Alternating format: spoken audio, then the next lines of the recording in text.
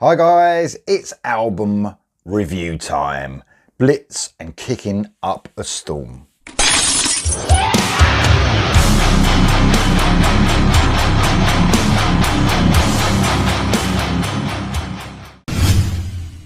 So Blitz are a UK band from Nottingham, actually, three-piece rock band. This album has been a long time coming. Been some frustration around the release of the album. It was meant to be released, I believe, in September 2023, and it's almost upon us. It's going to be released this April. So this is the third album from this band. It was recorded right at the back end of 2022 into the beginning of 2023. So, like I said, a long time coming. 5 singles have been released so far.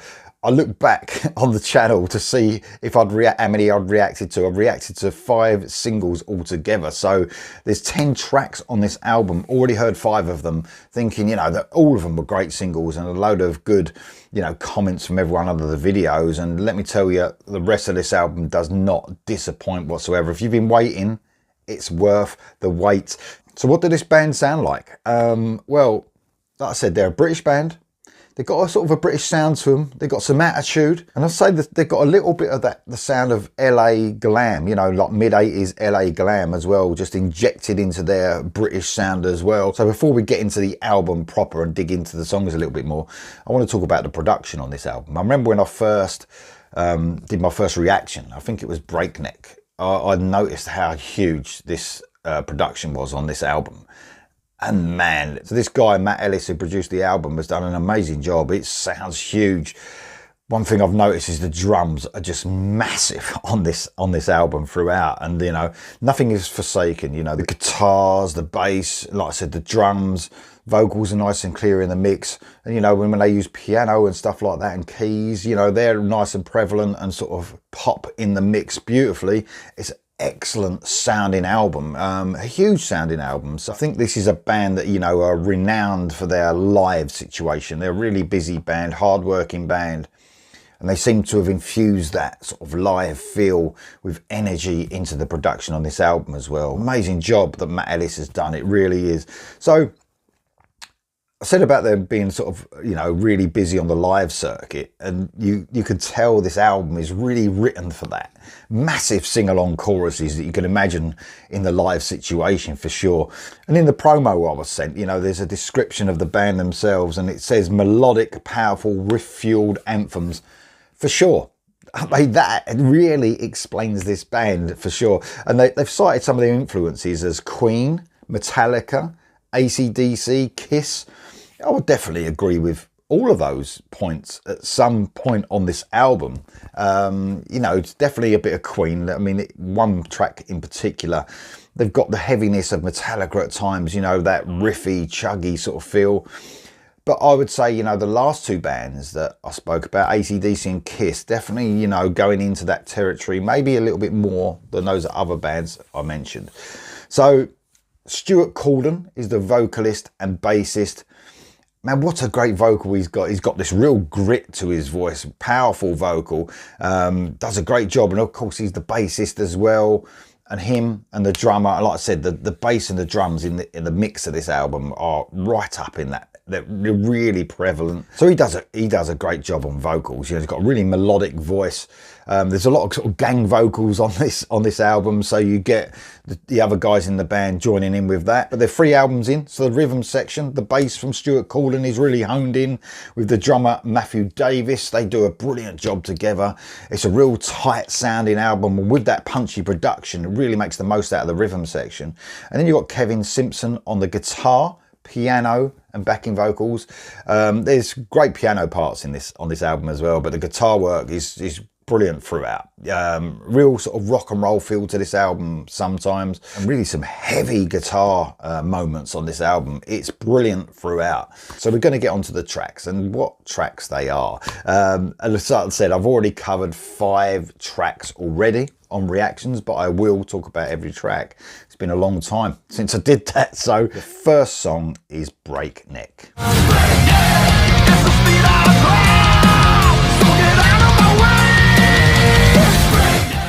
What a great track this is. 8 months ago, I actually reacted to this song, and What a rocking track. Guitars riff, they chug. There's a real fat groove to this track. It's a slight sleazy feel, sort of glosses over the song as Stuart Courtland sort of spits those lyrics out. And the band sort of treat us to a shout it out loud gang vocal chorus, as they do on some other tracks as well.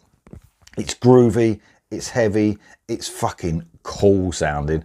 Some brilliant drum work by Matt Davis as well. Double kick, you can really hear it in the mix, and especially towards the end of the song I was thinking, fucking that sounds great. Excellent start, excellent opener. Shell Shocked is the next song, another single. Those AC/DC influences really working their way through this anthemic attitude-filled track. That bass line just rumbling its way through the mix, while Kevin Simpson just grinds those dirty riffs out. It's shouting out loud stuff, fist pumping, fun rock and roll. Then we move on to COG or COG. This one has a cool 70s charm to it for me. Stuart Courtland again has that sort of swag and at the same time sort of charm to his vocal lines. It's a fun, uplifting track that will sort of put a smile on your face. Almost a heavy, sort of poppy feel to this track. A great song. Then Keep Moving On is the next track. A great riff that almost has that AC/DC rock and roll damnation feel to it, I would say. It really has that style and swag that runs through the band, you know, throughout this album. Such a catchy chorus and just blends perfectly with the rock and roll attitude of the verses. There's a cool sort of funky section, sort of 2/3 of the way through, and kicked off by Courtland's bass line. It's a great bass line and a great fun track altogether. We Are the Power is the next song, and another single, quite a riffy track. This has an ultra catchy feel to it from beginning to end. For me, this sort of sees the band really honing in on their 70s influence, their Kiss influence, if you like.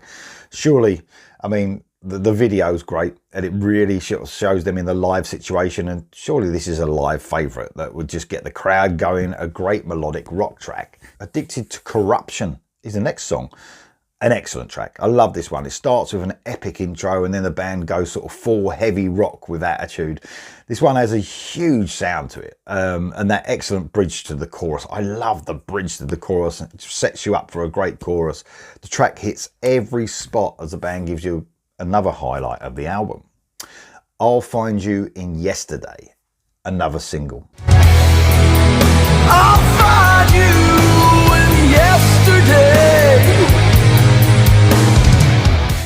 The ballad of the album, heartfelt ballad that sort of sees the band reminisce and sort of pull at the heartstrings. Kevin Simpson showcases his piano skills on this one, and strings are introduced to add to the emotion and weight of the song. It's an 80s MTV hit, if you ever heard one. It really is a brilliant ballad, sort of breaks up the rock and roll heaviness that we've had so far. And Stuart Courtland's vocals have really got a great grit to it, and his vocals are a real highlight on this song itself. Freddie Said is the next song. Remember when Freddie said, if you're not... This was another single. This is a tribute to the one and only Freddie Mercury, and not just lyrically. The band have sort of put those Queen influences running through the track as well. There's even sort of quotes that Freddie said, obviously, throughout this track. It really captures what you love about Queen and Freddie Mercury. It's a brilliant, epic sounding track. Next up is Hesitate. This is a medium paced song, a track that sort of gives really Thin Lizzy vibes for me. I think it's Courtland's vocal style on this song that really makes me feel that Thin Lizzy, Phil Lynott vibe. It's a feel-good track that sort of has a summer vibe as well running through it. Great track. Next up is the last song, Kicking Up a Storm. The title track, a mellow beginning, sort of leads to a heavy riff. And again, I feel those Thin Lizzy vibes running through it for me. And again, it's Stuart Courtland's vocal style, I think, in this particular song. This one has a sort of more epic feel to it, and that's how a sort of final track should be on an album. I love the light and shade to the track. There's sort of heavy moments, there's quiet moments, all within just 3.5 minutes. So it's a great, great track to finish off. Guys, this one's been a long time waiting. I've been waiting a long time. I've actually had this album since last year.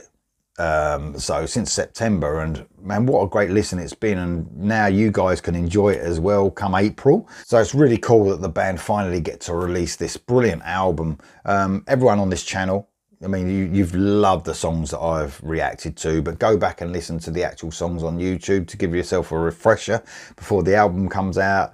You will not be disappointed with the rest of the album. It's great. It really is. Let me know, guys, are you going to get this album? It's highly, highly recommended from me. Blitz kicking up a storm.